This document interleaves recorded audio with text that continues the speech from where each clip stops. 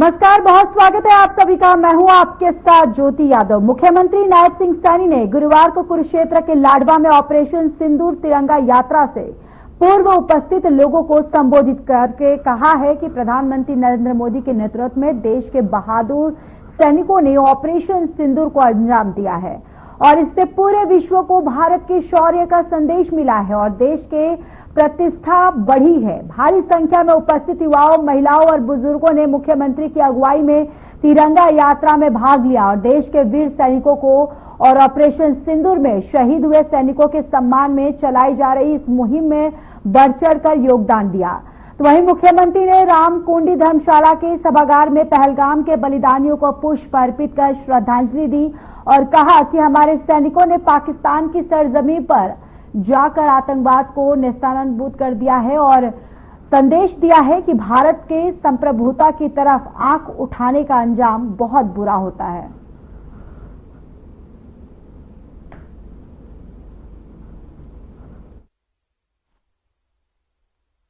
लाडवा में ये तिरंगा यात्रा का आयोजन हो रहा है। पूरे देश में तिरंगा यात्राओं के आयोजन वो किए जा रहे हैं और आज ये लाडवा की तिरंगा यात्रा, ये तिरंगा यात्राएं जो चल रही हैं, ये तिरंगा यात्रा एक आयोजन नहीं बल्कि ये राष्ट्रभक्ति के जज्बे और बलिदान की भावना को ये सच्ची श्रद्धांजलि देने का अवसर है। और मुझे ये भी खुशी है कि आज जब हम इस पवित्र आयोजन में एकत्र हुए हैं तब हमारे अंदर गौरव, श्रद्धा, समर्पण की भावना एक साथ वो उमड़ रही है। यह यात्रा सिर्फ 3 रंगों की ये यात्रा नहीं है, ये यात्रा हमारे संकल्प, हमारे साहस और स्वाभिमान की यात्रा है। यह यात्रा उन शूरवीरों के सम्मान की यात्रा है जिन्होंने ऑपरेशन सिंदूर के माध्यम से भारत की अस्मिता, भारत की रक्षा और भारत की प्रतिष्ठा को एक नई ऊंचाई देने का काम वह हमारे जाबाज सैनिकों ने किया है।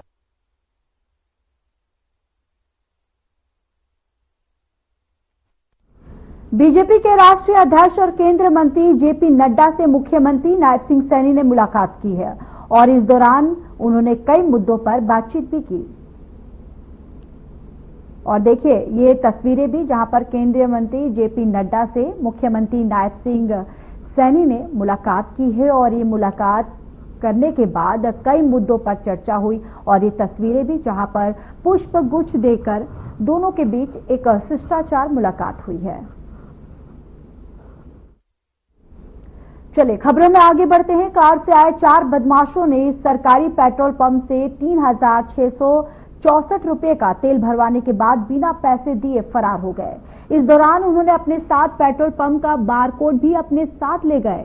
जाते जाते उन बदमाशों ने धमकी देते हुए कहा कि अगर पीछा किया तो जान से हाथ धो बैठोगे। ये पूरी घटना सीसीटीवी में कैद हो गई है और ये सीसीटीवी का जो फुटेज है ये भी आपको आपके टेलीविजन स्क्रीन पे दिखा रहे हैं जहां पर किस तरीके से 3,664 रुपए का बदमाशों ने पेट्रोल भरवाया और जिसके बाद पैसे नहीं पे किए और फरार हो गए और स्कैनर भी लेकर भाग गए और जिसके बाद वहां पर जो कर्मचारी थे उनको धमकी भी दिया कि अगर पीछा किया तो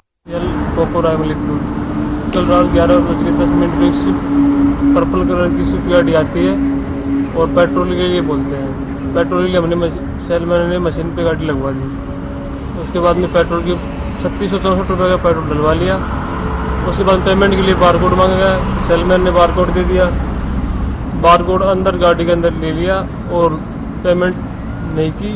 और जब पेमेंट के लिए सेलमैन ने उन्हें बोला तो जान से मारने की धमकी दी और हमसे फरार हो गई। हमने 112 पे जब कॉल किया तो 112 से 5-4 मिनट बाद में रिस्पॉन्स आया, एक नए नंबर से कॉल आया मेरे पास। वो बोले कि कल आप भागे तो अब इसमें हम क्या करें, ऐसा ही होता है, कल सुबह थाने में आके रिपोर्ट लिखवा देना। अब सुबह आज तक अभी तक ना 112 का ही ना कोई स्थानीय पुलिस का कोई रिस्पॉन्स नहीं है अभी तक।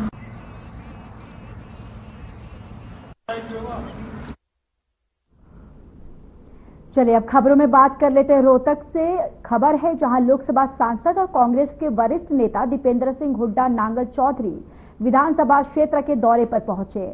यहां उन्होंने पंचायत समिति के उप चेयरमैन और वरिष्ठ कांग्रेसी नेता राजेश रावत के पिता के निधन पर शोक प्रकट किया।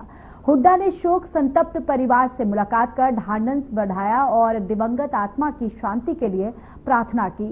इस मौके पर मीडिया से बातचीत करते हुए दीपेंद्र हुड्डा ने ऑपरेशन सिंदूर को लेकर केंद्र सरकार से बड़ा आग्रह किया।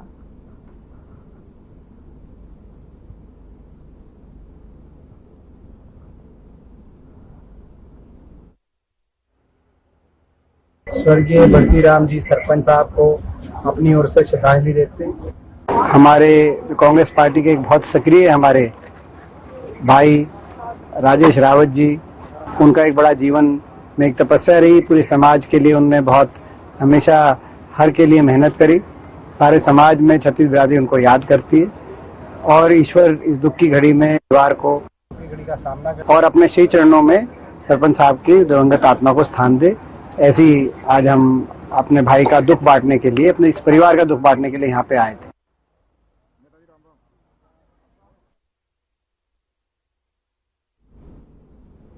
हरियाणा में तापमान इन दिनों सामान्य से अधिक बना हुआ है। प्रदेश के कुछ क्षेत्रों में आंधी और बूंदाबांदी की भी स्थिति बनी हुई है। मौसम की इस स्थिति को लेकर चौधरी चरण सिंह हरियाणा कृषि विश्वविद्यालय के मौसम वैज्ञानिक डॉक्टर मदन लाल कीचड़ ने बताया कि वातावरण में बनी इस अस्थिरता के कारण तेज धूल भरी हवाएं, छिटपुट बूंदाबांदी दर्ज की गई है। किसानों को सलाह देते हुए उन्होंने कहा कि अगले 2-3 दिन तक तापमान में बढ़ोतरी होने की संभावना है, इसलिए सब्जियों, फलदार पौधे में सिंचाई की जा सकती है।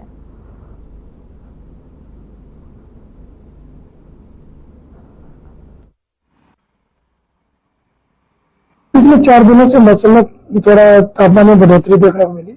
40 डिग्री तापमान था पिछले 4 दिन पहले, परंतु बाद में ये अभी आज 44.2 डिग्री सेल्सियस पिछले 24 घंटों में आकर गया। रात्रि तापमान भी 25.2 डिग्री सेल्सियस सामान्य से 2 डिग्री सेल्सियस ज्यादा है। और इन तापमान ज्यादा बढ़ जाता है तो वातावरण में अस्थिरता बन जाती है और इसके कारण कल हरियाणा के ज्यादातर क्षेत्रों में आंधी देखने को मिली थी, धूल भरी हवाएं तेज चली थी और कहीं कहीं छिटपुट बूंदाबांदी हल्की बारिश भी उत्तरी हरियाणा में विशेषकर देखने को मिली थी। अभी अगले 2-3 दिनों तक तापमान में थोड़ी हल्की बढ़ोतरी और होने की संभावना है। बीच बीच में धूल भरी हवाएं भी चलने की संभावना बन रही है, परंतु 25 मई रात्रि से एक और पश्चिमी विक्षोभ के आंशिक प्रभाव के कारण मौसम में फिर बदलाव देखने को मिलेगा और 26 मई से लेके आगे एक बार फिर हरियाणा में ज्यादातर क्षेत्रों में बूंदाबांदी हल्की बारिश फिर आने की संभावना बन रही है।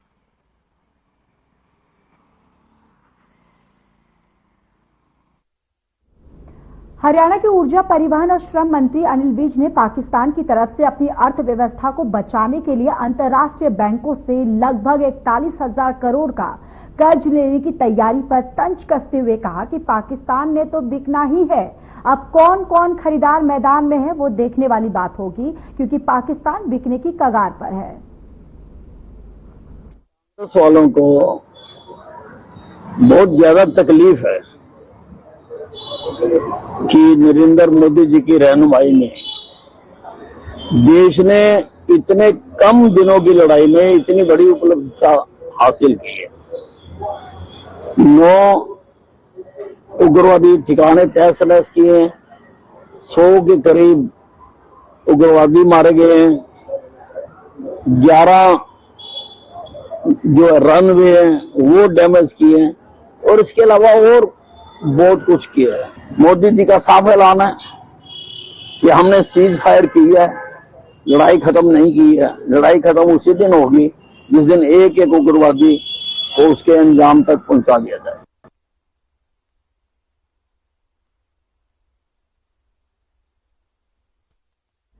तो वहीं कुरुक्षेत्र धर्मनगरी के जग ज्योति दरबार में पिछले करीब 4 दशक से मई जून के महीने में महंत राजेंद्र पुरी आग के ढेरों के बीच पंचधुरी अग्नि तपस्या कर रहे हैं।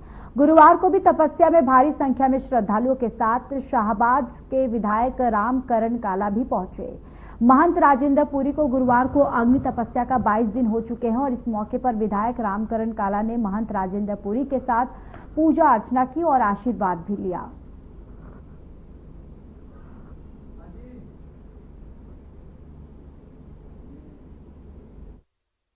हर हर महादेव। देखिए, आज मेरा जगज्योति दरबार में पंचधुनी का 22वां दिन है। आज मैंने संगत से भी और परमात्मा से भी एक ही आशीर्वाद मांगा है और संगत से वचन मांगा है कि अपनी बेटियों को ज्यादा से ज्यादा पढ़ाइए लिखाइए और उन्हें ऊंचा मुकाम दिलवाने की, ऊंची शिक्षा दिलवाने की आज आप जिम्मेवारी लीजिए, क्योंकि बेटियां पढ़ लिख कर आगे बढ़ेंगी तभी समाज का कल्याण होगा। तो आज मेरी यही सभी से प्रार्थना है कि बेटियों को आगे बढ़ाओ। मंच जी, आज कांग्रेस से विधायक रामकरण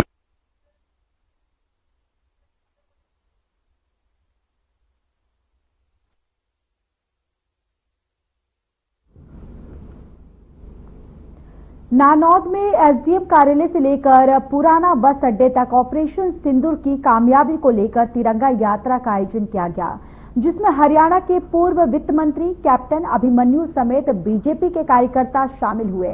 इस मौके पर कैप्टन अभिमन्यु ने कहा कि आतंकवादियों ने पहलगाम में 26 निर्दोष लोगों का कत्ल किया है और जिसे पूरी दुनिया ने देखा। उन्होंने कहा कि भारत अब ऐसा देश नहीं है जो अत्याचार सहन करे। ऑपरेशन सिंदूर के माध्यम से भारतीय सेना ने अपने साहस का परिचय देते हुए दुश्मनों को मुंहतोड़ जवाब दिया। उन्होंने कहा कि भारत हर चुनौती का सामना करने में सक्षम है और हर आक्रांताओं को उनकी ही भाषा में जवाब देना भी जानता है।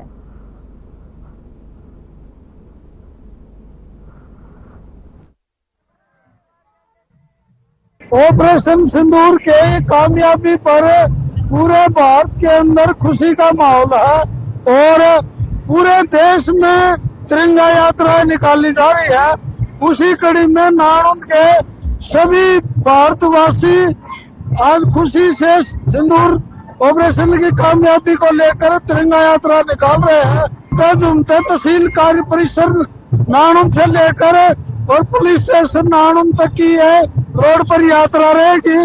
इसमें सभी बच्चे, बुजुर्ग, महिलाएं खुशी खुशी हमारा तिरंगा हाथ में लेकर और ऑपरेशन सिंदूर की खुशी मनाते हुए चलेंगे। भारत को अपने निर्दोष नागरिकों की हत्या का बदला लेने का पूरा अधिकार है। जहां भी जाकर के लिया जाए वो भारत का अधिकार अब सुनिश्चित हो गया। इसलिए हम कहते हैं नया भारत है। अब ये तिरंगा अब पूरे विश्व विजयी तिरंगा है। पूरी दुनिया के सामने ये तिरंगा अब सर उठा करके, ये सीना तान करके खड़ा है। इस तिरंगे के वो लेकर के भारत का प्रत्येक नौजवान संकल्प करता है कि अब हम भारतवर्ष को कमजोर नहीं और मजबूत करने का काम करेंगे। साथियों, एक भी जवान का बूट एलओसी और इंटरनेशनल बॉर्डर को क्रॉस करने की जरूरत नहीं पड़ी। पाकिस्तान को इतनी मार डाल दी। अभी तो हम अपनी बैरकों से नहीं निकले थे। अभी तो हम बॉर्डर पार करके हमारी सेना अभी तो घुसी नहीं थी। अभी तो केवल हवाई हमलों का झांकी दिखाई है। अभी तो ट्रेलर दिखाया है।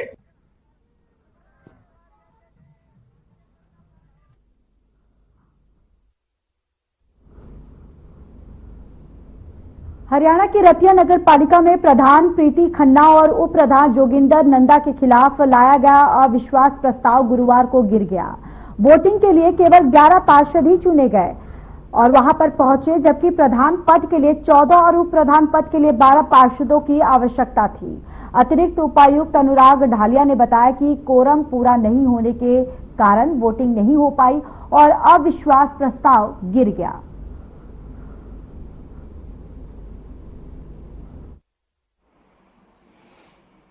देखो, कारण इसके अंदर कहीं है, सरकार का भी कारण है, गैर सरकार का भी कारण है। कई पार्षद ऐसे हैं कि जो समझ नहीं पाए इस चीज को। तो जब हम शराब देने आए थे उस टाइम 14 पार्षद इकट्ठे थे, हम 4-5 यहाँ बाहर आए भी थे। उसके बाद किसी के दबाव भी आ सकता है, जो कोई बीमार भी हो सकता है, कई कारणों से। परंतु गवर्नमेंट के कानून ला के मुताबिक प्रधान के खिलाफ 12 वोट चाहिए, 14 वोट चाहिए, और उप प्रधान के जब 12 चाहिए। परंतु हम 11 पार्षद थे। 11 पार्षद होने की वजह से हमारे ही वोटिंग नहीं होती। प्रेसिडेंट और वाइस प्रेसिडेंट दोनों की नो कॉन्फिडेंस मोशन पास होना था। 18 को फिर गया वहां से, तो वाइस प्रेसिडेंट के लिए 12 लोगों को उन्हें देना था, अंदर 11 है, तो वोटिंग भी नहीं हो पाई, इसलिए आज की सभा बर्खास्त कर दी। अभी नंबर जो एग्जैक्ट नंबर था वो नहीं मिला पाया है ना। प्रधान के लिए 14 लोग चाहिए मिनिमम, वाइस प्रेसिडेंट के लिए 12 चाहिए, अंदर सिर्फ 11 लोग ही है। तो ये आगे टाइम दिया गया, फिर ये अभी आगे भी टाइम कुछ नहीं दिया। रतिया के सहनाल रोड पर जिला नगर योजनाकर विभाग की पीला पंजा चला है और टाइल फैक्ट्री की दीवार तोड़ दी गई है। प्लॉट मालिक ने इसका विरोध किया। भारी police duty magistrate Ashok Kumar और जिला नगर योजना का विभाग की अधिकारी अंजू जून भी मौके पर मौजूद रही। मौजूद पुलिस की मौजूदगी में जिला नगर योजना कार विभाग की तरफ से इस कार्रवाई को अंजाम दिया गया। विभाग का कहना है कि विभाग की अनुमति के बिना फैक्ट्री की दीवारें बनाई गई थी, जिसे गिराया गया है। प्लॉट मालिक का कहना है कि उन्हें बिना सूचना दिए विभाग ने पीला पंजा चलाकर दीवार गिरा दी।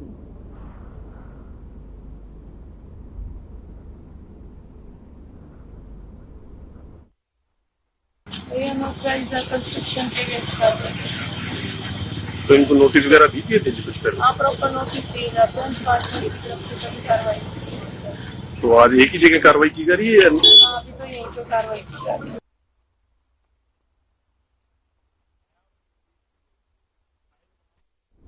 भारतीय कुश्ती संघ के तत्वावधान में पलवल के नेताजी सुभाष चंद्र बोस इंडोर स्टेडियम में 25 मई से 27 मई तक राष्ट्रीय कुश्ती प्रतियोगिता का आयोजन किया जाएगा। भारतीय कुश्ती महासंघ यूटी के उपाध्यक्ष दर्शन लाल ने विश्राम गृह में प्रेस वार्ता को संबोधित करते हुए कहा कि प्रतियोगिता में 25 राज्यों के 600 खिलाड़ी भाग लेंगे और साथ ही उन्होंने कहा कि नेशनल स्तर पर विजेता खिलाड़ी वियतनाम में आयोजित होने वाली अंतर्राष्ट्रीय प्रतियोगिता में भाग लेंगे।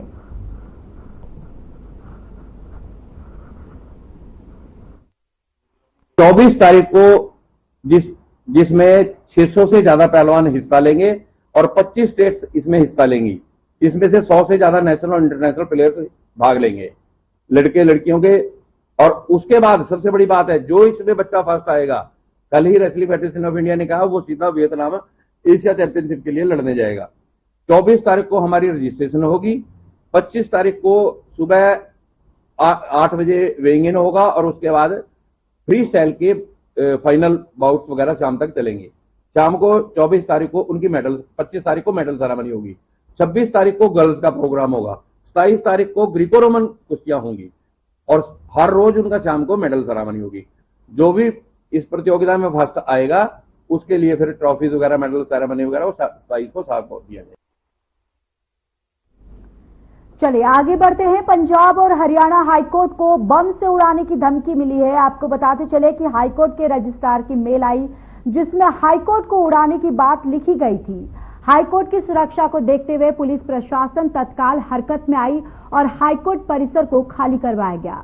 इसके बाद हाईकोर्ट में स्नाइपर डॉग के जरिए तलाशी अभियान चलाकर पूरा हाईकोर्ट चेक किया गया। चेकिंग के दौरान हाईकोर्ट जाने वाले सभी रास्तों को पुलिस ने बंद कर दिया। हालांकि बाद में बताया गया कि यह मॉक ड्रिल का हिस्सा था।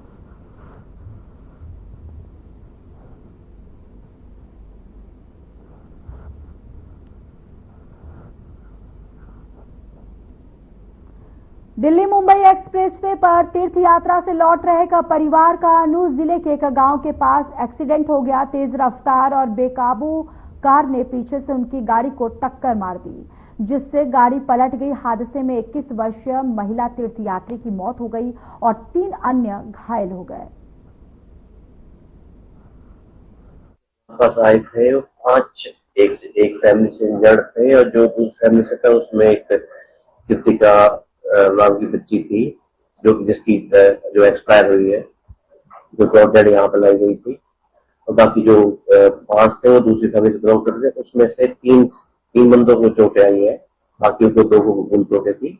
उन तीनों को इलाज करके इनिशियली होकर के उनको आगे के लिए रेफर कर दिया गया है, वो अपना प्राइवेट हो करके, लेकिन उन्होंने प्राइवेट एम्बुलेंस बुला के वो अपने उनको प्राइवेट उसमें लेके चले गए हैं। हाँ जी, उन्हीं का चल रहा था इलाज 3 लोगों का, लेकिन वो अपने पेशेंट को लेके यहाँ से चले गए, यहाँ से रेफर हो गए। जो कृतिका बच्ची है उसकी डेड बॉडी मोर्चरी में रखवा दी गई है। बाकी पुलिस कार्रवाई का वेट हो रहा है, उसके बाद पोस्टमार्टम की कार्रवाई आरंभ की जाएगी। साल 2019 में राजस्थान के बहरोड थाने पर AK-47 से अंधाधुंध फायरिंग करने वाले कुख्यात गैंगस्टर पपला गुज्जर को पुलिस हिरासत से फरार करने के मामले में मुख्य आरोपी और 1 लाख रुपए का इनामी बदमाश राजवीर सिंह उर्फ लारा गुज्जर 32 को आखिरकार एंटी गैंगस्टर टास्क फोर्स ने मानेसर से गिरफ्तार कर लिया। राजवीर महेंद्रगढ़ जिले के खैरौली गांव का निवासी है और पिछले 6 वर्षों से फरार चल रहा था। उसे ACJM कोर्ट में पेश किया गया, जहां न्यायिक मजिस्ट्रेट मुकुल अग्रवाल ने 5 दिन की पुलिस रिमांड पर भेज दिया है।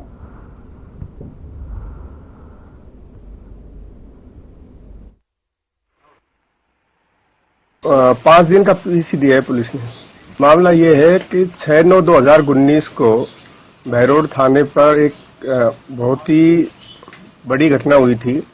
एक गैंगस्टर विक्रम पपला को काफी मुलजिमान AK-47 और AK-56 जैसे घातक हथियारों से लैस होकर छुड़ा के लेके गए थे। उस घटना का ये मेन कॉन्स्पिरेटर रहा है और सारी घटना का जो षड्यंत्रकारी है ये रहा है। इसके बाद ये 6/9/2019 से फरार था, जो अब पुलिस के हत्थे लगा है। क्या भूमिका रही थी इसकी?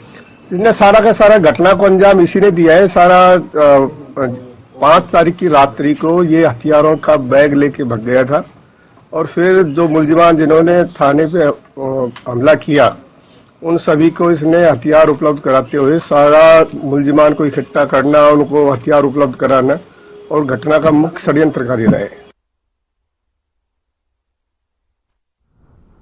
फरीदाबाद में लगातार अवैध प्लॉटिंग पर तोड़फोड़ की कार्रवाई की जा रही है और आपको बताते चले कि फरीदाबाद DTP विभाग ने अवैध प्लॉटिंग करने वाले बिल्डरों की कमर तोड़ने को लेकर कमर कसी है।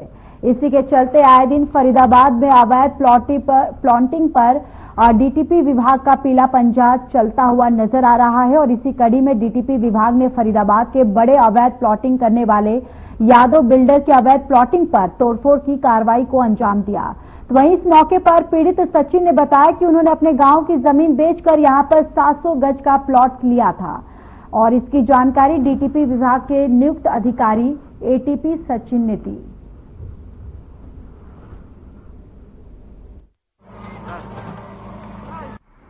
अप्रॉक्स 25 एकड़ की कॉलोनी है अवैध। अभी तो काफी गांव है फरीदाबाद में, हम डे बाय डे सबका रूटीन में कर रहे हैं डिमोलिशन। 200 से ज्यादा यहाँ DPC हैं और 10-15 स्ट्रक्चर्स हैं, जिसमें शुरू में एक डीलर ऑफिस था। वो जो सबसे पहले गिरा हुआ है, आप आए होंगे देखे होंगे, वो डीलर ऑफिस था। उसने ही सबको यहाँ पे प्लॉट बेचे हैं या फिर जो भी किया है। तो सबसे पहले हमने उसका ही ऑफिस तोड़ा है और सारे नोटिस हमारे यहाँ पे सर्व है। कुछ नहीं पता था, उन्होंने तो नक्शा वक्शा दिखाया। उसके बाद ही हम लोग आ गए इसको बहकावे में। यही बताया था कि भाई क्या कहते हैं, ये ऑथराइज कॉलोनी है, हाईवे आ रहा है, कनेक्टिविटी रेल का वो बन रहा है, ये सब बताया था। तो छोटे छोटे गुड़िया हैं, एक 2 साल की, एक 4 साल की। अब उन्हीं के भविष्य के लिए लिया था। 2 गुड़िया मेरे पास।